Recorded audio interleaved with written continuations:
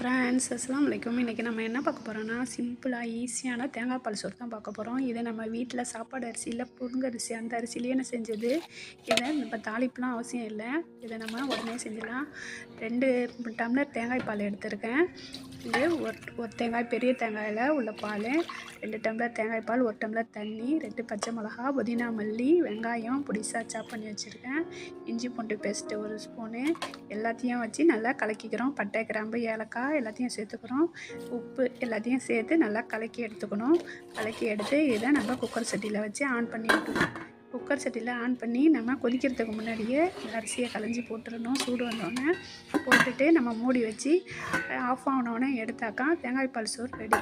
இப்போ பாருங்கள், ரொம்ப குயிக்காக ஈஸியாக இந்த தேங்காய் பால் செய்கிறோம். ஆனால் டேஸ்ட்டு செம்மையாக இருக்கும்.